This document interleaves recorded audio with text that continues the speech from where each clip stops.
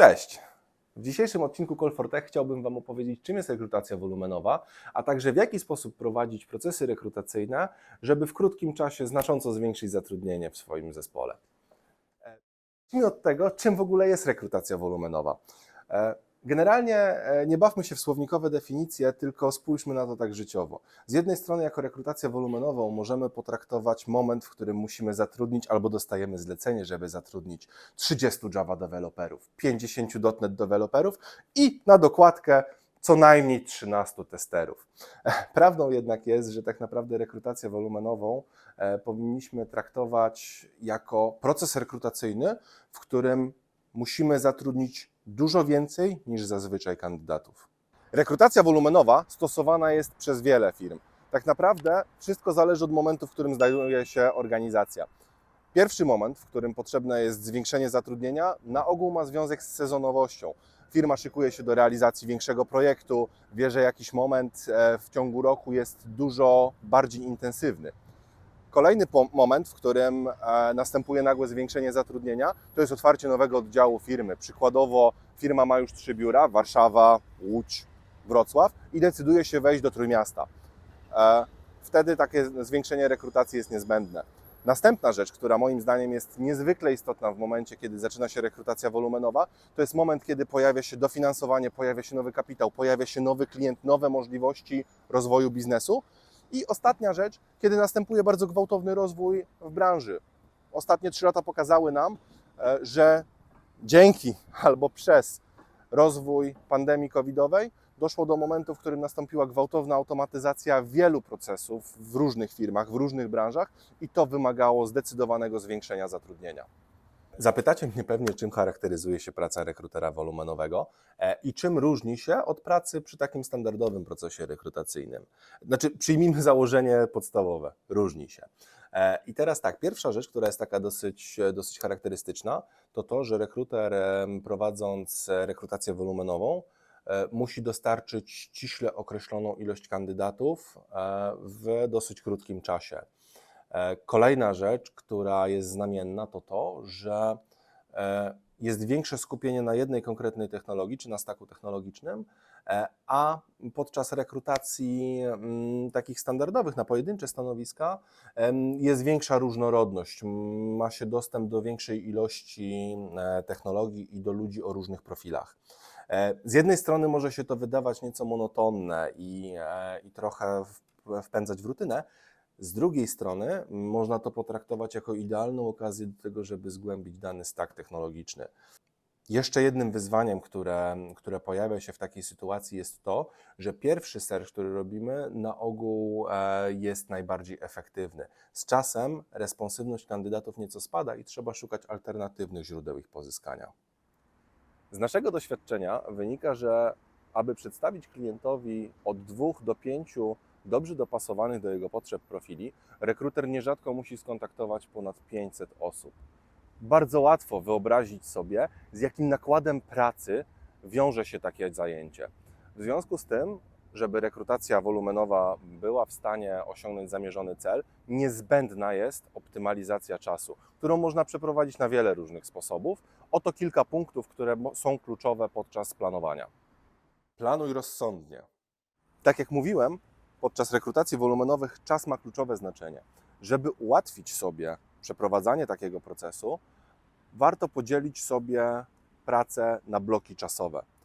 Żeby zrobić to z powodzeniem i w sposób, który rzeczywiście zoptymalizuje nasze działania, kluczowa jest wiedza na temat tego, ile czasu będzie trwał każdy etap procesu rekrutacyjnego. Żeby taką wiedzę zdobyć, najlepiej jest porozmawiać na ten temat z hiring managerem, z którym współpracujemy podczas tego procesu.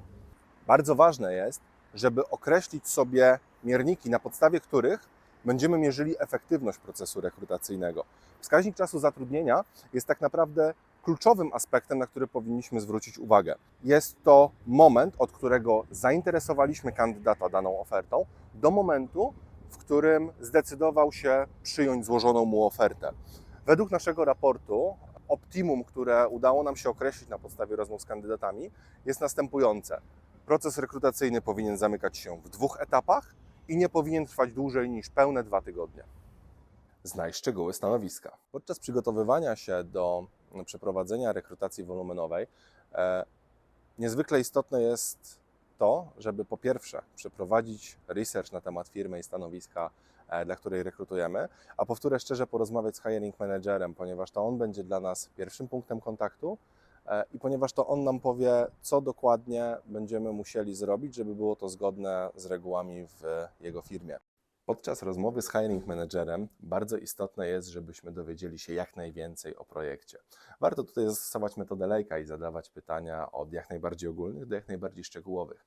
Przede wszystkim, czego dotyczy projekt, dla jakiej jest branży, jak duży jest zespół, czy wymagana jest znajomość języka angielskiego i idąc dalej do pytań technologicznych, jaki jest stack technologiczny, czy deweloperzy sami testują swój kod, czy jest zespół testerski, w jaki sposób przebiega code review. Przeszukaj źródła pozyskiwania kandydatów. O źródłach pozyskiwania kandydatów moglibyśmy zrobić cały osobny film, ponieważ jest to tak obszerny temat. Niemniej spróbujmy zadrapać wierzchołek tej góry lodowej. Przede wszystkim należy pamiętać o jobboardach, No Fluff Jobs, Just Join IT, Bulldog Jobs, Pracuj.pl, wszystkie portale społecznościowe, najbardziej znany LinkedIn, później Facebook, który również stał się bardzo cennym narzędziem. Nieco archaiczny, ale wciąż istniejący Golden Line. Oprócz tego doskonałym miejscem do znalezienia wartościowych kandydatów jest GitHub. Warto również pamiętać o wszystkich wydarzeniach branżowych, takich jak na przykład targi pracy, jak konferencje. W tym wszystkim, przy tym ogromnym dostępie do informacji, do punktów pozyskiwania kandydatów, nie należy zapominać o własnej bazie, którą mamy w firmie, jak również o posiadanym networku. Taki kandydat, z którym się znamy, z którym zachowaliśmy dobrą relację, który ciepło nas wspomina, po pierwsze będzie skłonny do wzięcia udziału w procesie ze względu na nas i na to, jak dobrze nas pamięta, a po wtóre jest to kandydat, do którego mamy bezpośredni kontakt, możemy zadzwonić, możemy do niego napisać maila. Niekoniecznie musimy wtedy przechodzić przez cały żmudny proces pozyskiwania kontaktu do kandydata. Używaj odpowiednich technologii. Współczesne czasy wymagają nowoczesnego podejścia do procesu rekrutacji. Poszukiwanie potencjalnych kandydatów przez zaglądanie do tramwaju raczej nie przyniesie pomyślnego rezultatu. Programowe rozwiązania w rekrutacji i ich systemy śledzenia aplikacji, z angielskiego Application Tracking System, ATS, mogą pomóc w pozyskiwaniu kandydatów, na przykład dając Ci przegląd w czasie rzeczywistym wszystkich kandydatów w jednym miejscu, nawet jeśli proces poszukiwania odbywa się przy użyciu różnych kanałów. Ponadto pomaga on śledzić status kandydatów na wszystkich etapach procesu rekrutacji.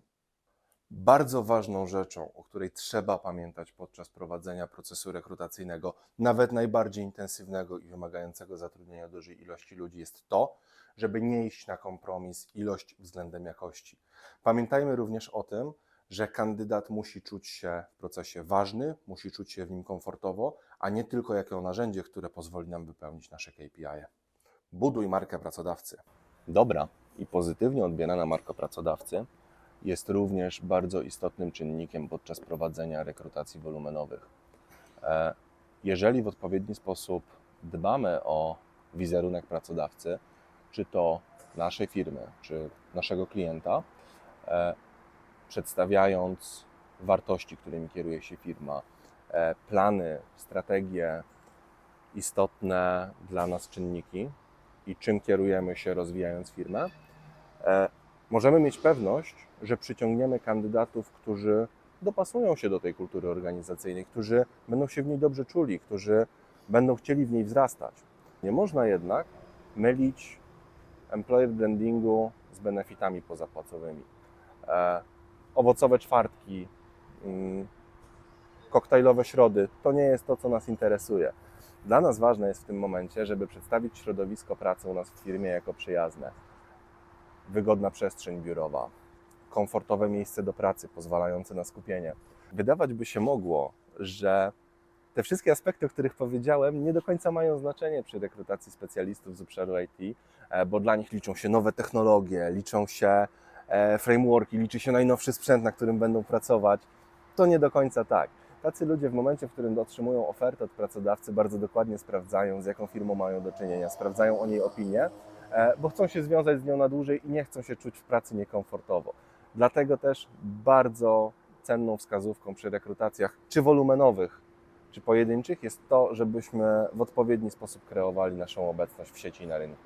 Jak widzicie, rekrutacja wolumenowa jest dość skomplikowanym procesem i zawsze stanowi dosyć duże wyzwanie dla organizacji.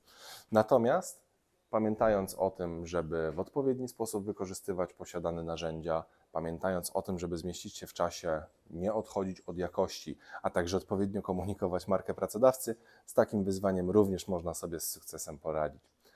Bardzo Wam dziękuję za dotrwanie do końca i życzę samych sukcesów w prowadzonych procesach rekrutacyjnych. Trzymajcie się, cześć!